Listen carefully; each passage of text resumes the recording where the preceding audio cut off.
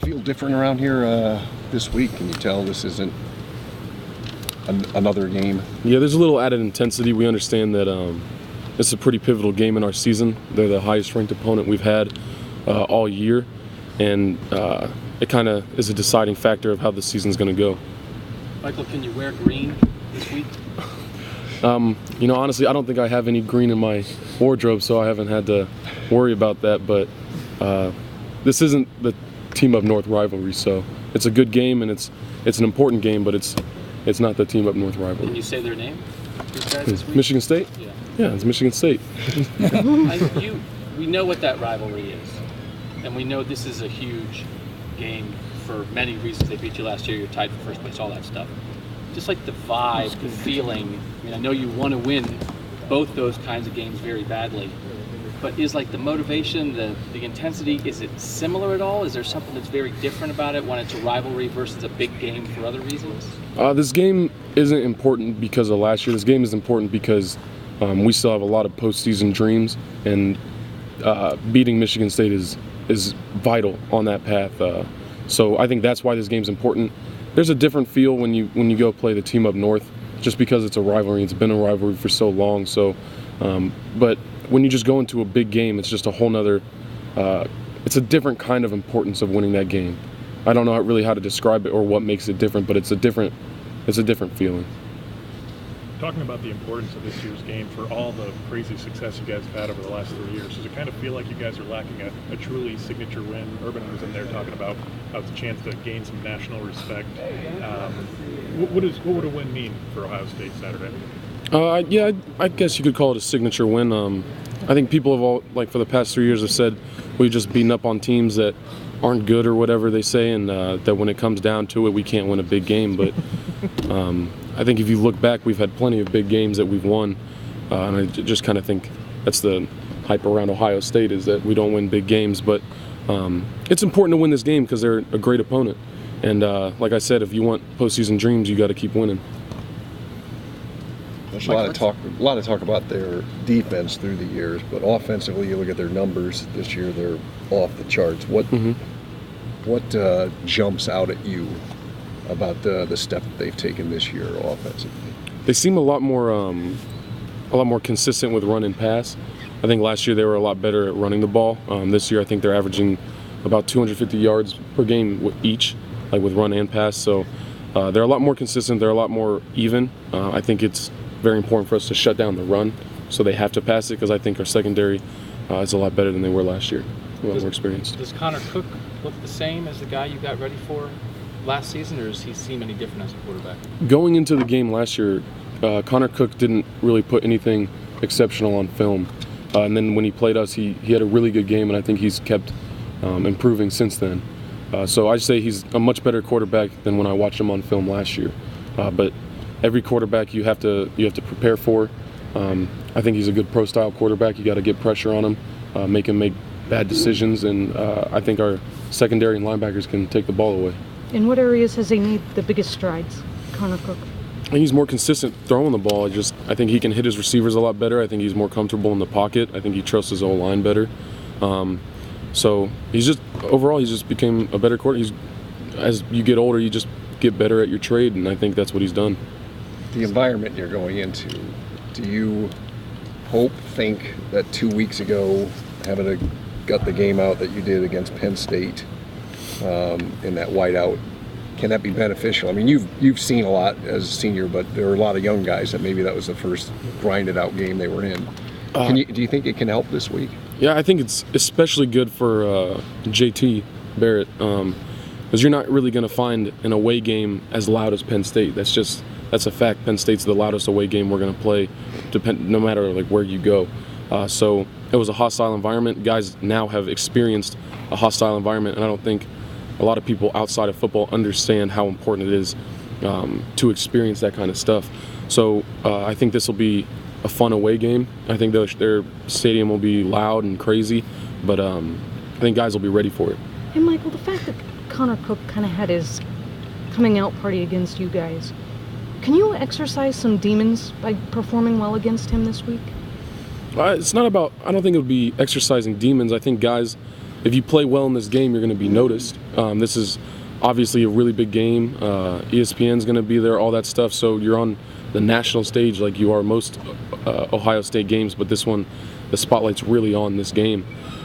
So, like I said, it's not about last year. It's not about the year before. It's all about what this win would mean for this season. Why do you have to put last year in the rearview mirror so much? Why can't you use that as motivation this week?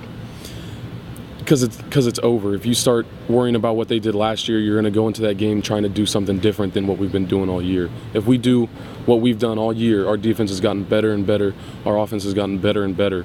If we start doing a bunch of different stuff just because of what they did last year, I think that'll really sidetrack us and kind of get away from the main focus. You guys are really underdogs, but you are in this game. How does that sit well with this team? I think we like it. This team is interesting to me because I think for the first time since I've been here, except maybe my sophomore year, guys have really relished being just looked at as overrated or whatever it is. We're here to prove something. We're here to show that, we're a complete team, and that it doesn't really matter what people rank us, whether they say we're going to blow a team out or whether they say we're going to be in a dogfight. We're going to go out there and we're going to play the same way, and we're going to make people earn it. You mentioned the atmosphere at Penn State, but the fact that you guys were up by 17, they came back, they had the momentum, you took them, and you took care of that in overtime. Can that also be helpful if you get in a difficult situation on the field in this game? Yeah, I think the Penn State game was a huge growing experience for the team because, like you said, they had all the momentum after tying it up with us, and we were still able to put our foot in the ground and come away with a win. So knowing that we have that kind of mentality and that we can rally around each other is pretty comforting as an older guy, because you don't usually see younger guys really buying in to, oh, this game is actually super important, because usually younger guys might be like, well, I've got 2-3 more seasons. But I really don't have any worries when it comes to if things get hard, our guys going to respond, because you saw it against Penn State. Guys are ready to go, and they're always going to be ready to go. Mike, I know he's an offensive coach, but Tim Hinton said that Mark D'Antonio infuses his program with sort of a chip-on-the-shoulder attitude. Do you see that on the field when you play this team, and in what way? Yeah, they're gritty. They're tough. They play till the whistle and a little bit after.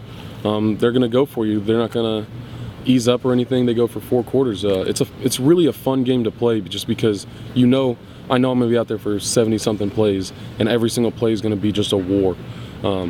And I think that's why I like playing football. It's not just to win football games, it's to be in a war with other guys and show that I'm better. You mentioned that, Lori mentioned that they're playing with a chip on their shoulder. You guys don't get to play with a chip on your shoulder most weeks, but you do this week. What's that mentality like, where you get to go into a game with something to prove with a chip on your shoulder?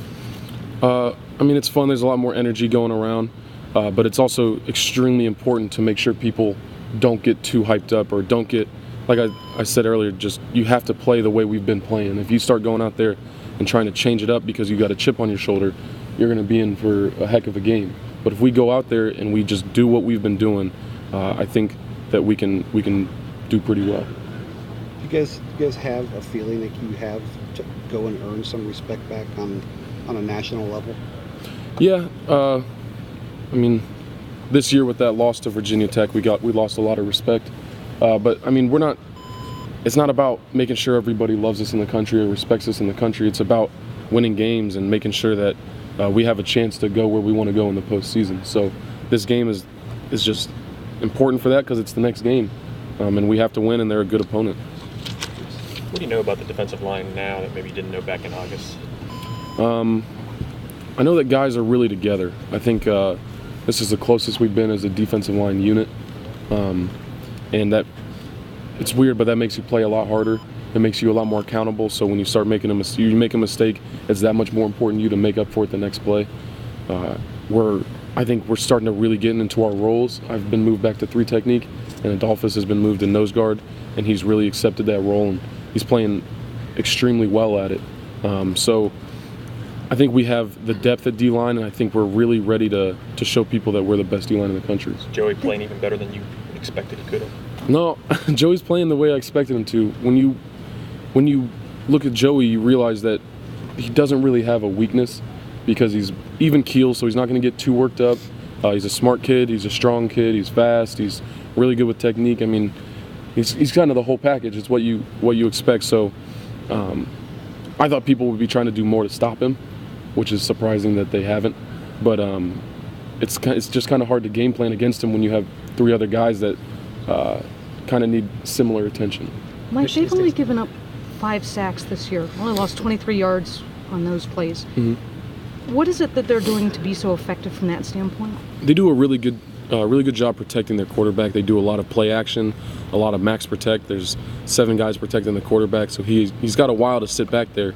So even when you blitz 6 guys, you got an extra person to help you block. So, I mean, they have a great game plan. Their O-line is very good. Their running backs are very good. So they're a solid team.